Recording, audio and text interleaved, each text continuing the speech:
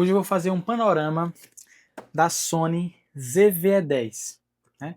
Essa câmera aqui, ela atualmente é a câmera que eu utilizo, é a que está me gravando aqui, e hoje nós vamos falar sobre ela.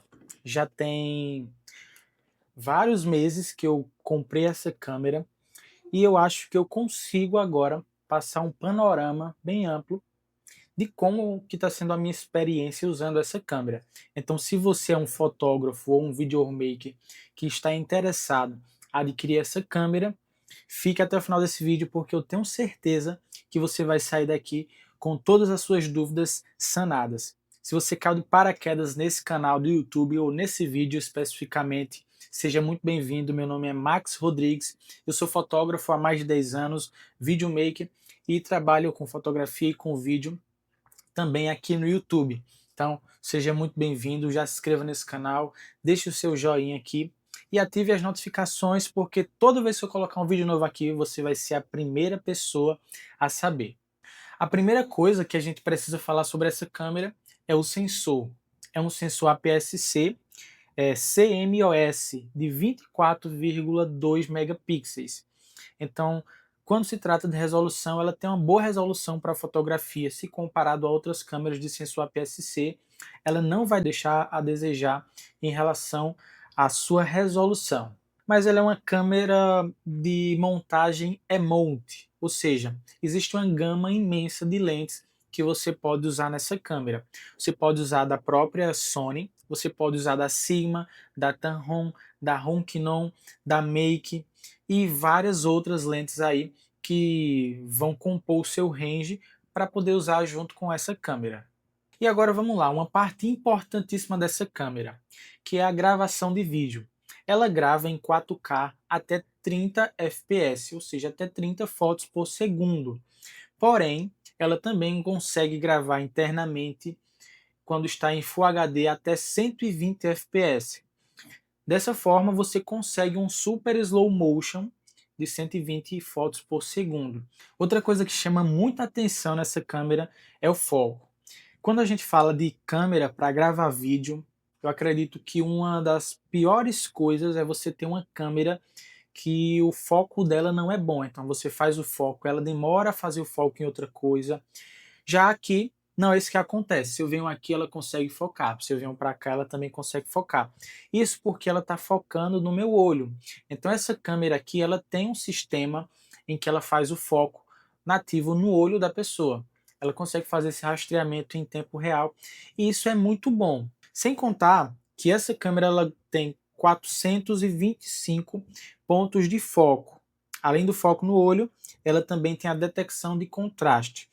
Então, quando a gente fala de uma câmera com um ótimo foco automático, a gente está falando da Sony ZV-E10. E se você tem uma lente que ela é prime, ela consegue captar bem essa velocidade, como as lentes da Sigma, eu estou usando aqui nesse caso uma lente Sigma 16mm 1.4, e assim, o foco é absurdamente rápido e é muito bom. Outra coisa importante nessa câmera é o visor. É um visor que ele é articulado, então ele vira se você quiser gravar vlogs. Nesse caso eu estou me gravando e estou olhando aqui do ladinho no visor também. Isso é muito bom, porque aí você tem várias possibilidades para poder usar esse visor que tem 3 polegadas. Então, o visor articulado sempre é bem-vindo. Uma outra coisa que é muito importante e que em uma das primeiras câmeras que eu vi isso foi a câmera da Sony. Lá no começo, eu acho que em 2018, eu comprei a Sony A6000 e eu fiquei impressionado com a capacidade de velocidade que ela tinha do disparo. Ela tinha mais de 11 fotos por segundo, era 11,5, se eu não me engano, fotos por segundo.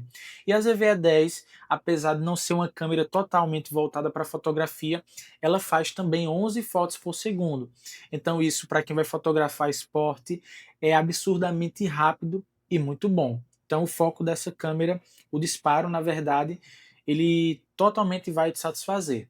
Outra coisa que é muito importante falar é sobre o ISO que essa câmera tem. A gente está falando de uma câmera de sensor APS-C, então nós não podemos esperar muito de uma câmera de sensor APS-C em relação ao ISO. Porém, nessa câmera aqui ela tem uma coisa que é interessante. Eu vou falar para você. De uma faixa de ISO nativa, ela vai de 100 até 32.000 de ISO. Porém, ele pode ser estendido de 50 ISO 50 até 51.200.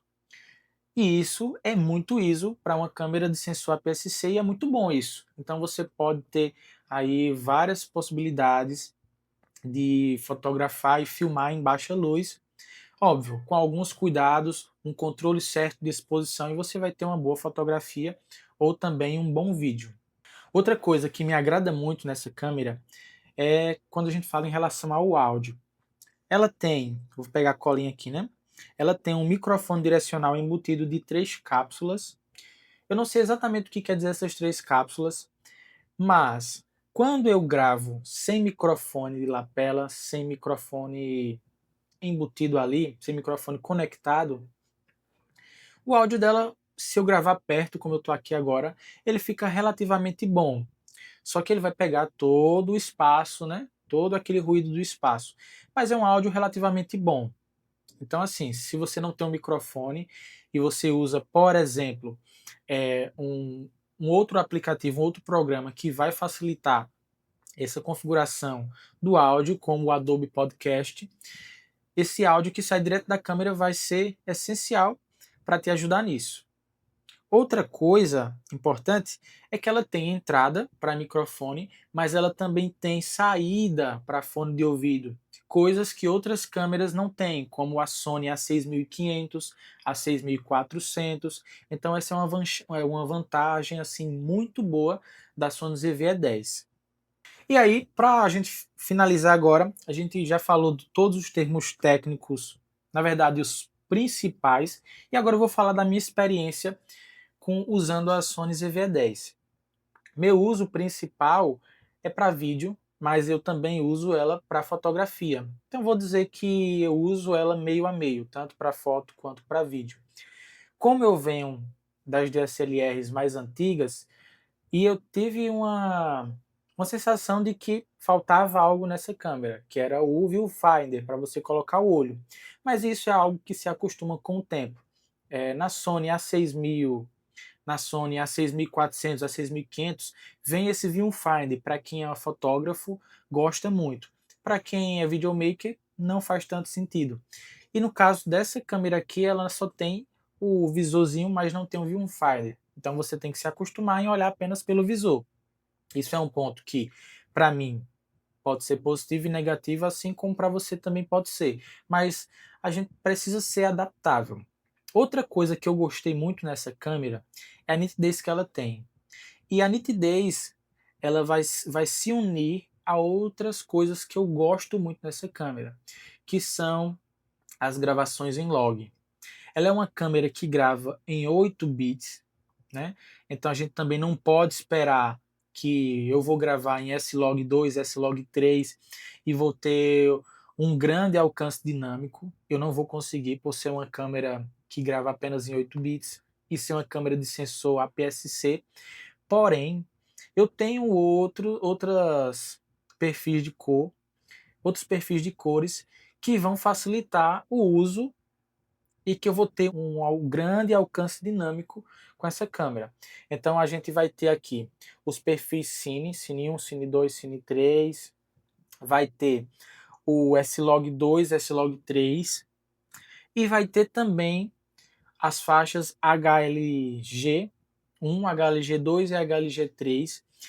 E assim, nas minhas experiências, eu já testei o S-Log3, que não funcionou. Então, se você espera usar essa câmera em S-Log3 para simplesmente fazer aquele videozinho antes e depois, mostrando uma imagem super lavada e depois um super color, é complicado de fazer, tá? Não é algo que é tão fácil de editar, justamente porque o S-Log3 precisa de uma faixa dinâmica muito grande, e isso o 8 bits não oferece.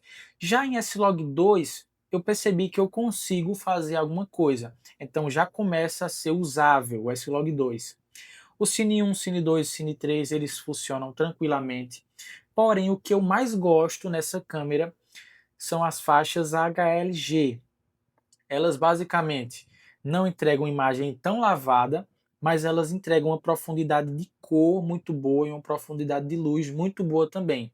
Então, quando eu estou em situações adversas de luz e que eu preciso, na pós-produção, corrigir uma imagem que ficou estourada, que ficou escura, então eu uso o HLG. Ele é basicamente um HDR e ele funciona perfeitamente.